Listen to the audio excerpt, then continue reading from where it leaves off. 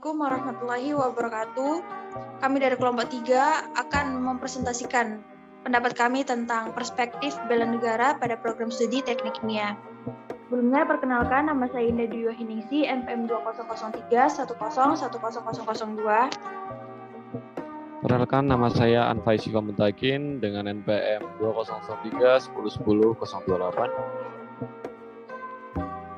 Perkenalkan, saya Erika Indri Risma dengan NPM 200310101031. Perkenalkan, nama saya Luki Natasha dengan NPM 200310101033. Perkenalkan, nama saya Muhammad Rizky Ramjani dengan NPM 200310101034. Perkenalkan, nama saya Riza Amanda dengan NPM 200310101041.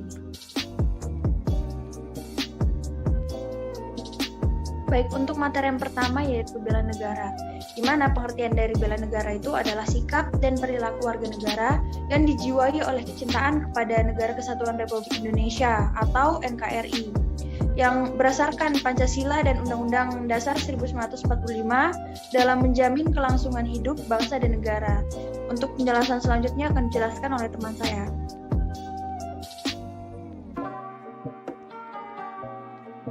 Bela negara menurut perspektif teknik kimia.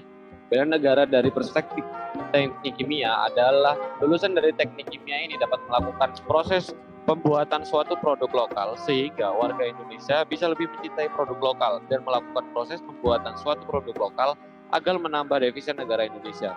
Sebagai kampus bela negara akan menghasilkan lulusan sarjana yang selalu siap mempertahankan NKRI, Pancasila, dan Undang-Undang Dasar 1945 dimanapun dan kapanpun bekerja. Dalam lingkup teknik kimia, di mana teknik kimia merupakan program studi yang mempelajari pengolahan bahan-bahan mentah hingga menjadi barang setengah jadi ataupun bahkan barang jadi. Peran mahasiswa teknik kimia salah satu contohnya untuk membuat sebuah inovasi. Selanjutnya akan dijelaskan oleh teman saya. Nah, selanjutnya inovasi dalam produk dan proses kimia. Pendorong kemajuan masa kini. Kemajuan teknologi tidak lepas dari munculnya berbagai bentuk inovasi yang dikembangkan oleh para ahli di bidangnya. Salah satunya bidang teknik kimia sebagai salah satu pilar teknologi. Perubahan dalam bidang kimia kini terlihat dari ditemukannya berbagai jenis material baru, baik dalam tahap riset maupun yang sudah diterapkan dalam proses produksi skala besar. Adapun produk yang dihasilkan mulai dari bahan bakar terbarukan hingga produk-produk domestik yang kita pakai sehari-hari. Inovasi dalam bidang kimia dapat juga diterapkan dalam penghematan dan pemanfaatan kembali sumber daya. Peran mahasiswa teknik kimia salah satu contohnya yaitu untuk membuat sebuah inovasi di mana dalam keadaan pandemi sekarang mahasiswa teknik kimia pangan hingga kebersihan dalam lingkungan masyarakat. Dalam pembuatan produk tersebut termasuk dalam salah satu sikap bela negara dengan masyarakat untuk menjaga kebersihan. Untuk slide selanjutnya akan dilanjutkan oleh teman saya. Selanjutnya adalah produk atau inovasi apa yang dapat lulusan teknik kimia buat untuk Indonesia. Bioil dari limbah tandan kosong kelapa sawit.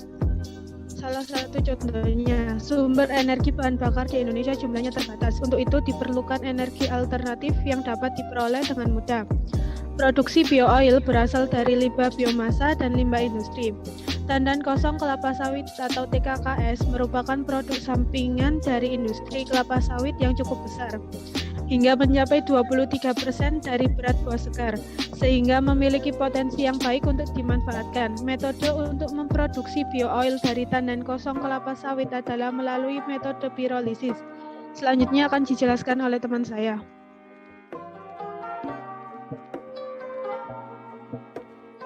Tandan kosong kelapa sawit merupakan salah satu jenis limbah padat yang paling banyak dihasilkan oleh pabrik kelapa sawit.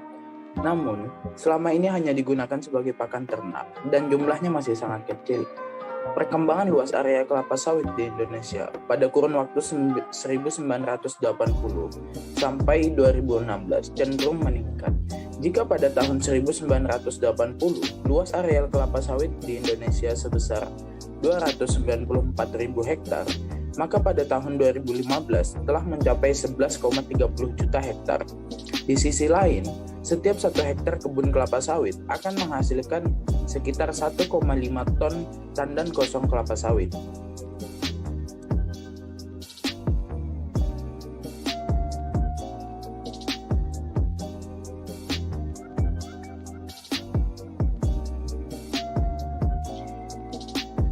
Dampak negatif yang dapat ditimbulkan oleh limbah kelapa sawit sangat merugikan dan dapat menjadi masalah bagi lingkungan sekitar bila tidak diolah kembali.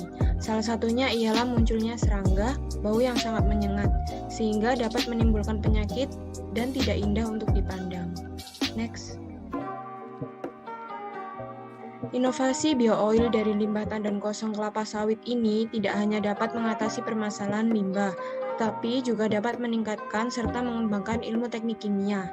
Selain itu, pengembangan inovasi ini diharapkan dapat masuk dalam sektor nasional atau bahkan internasional, sebagai inovasi baru pemanfaatan limbah masyarakat dan menciptakan produk baru.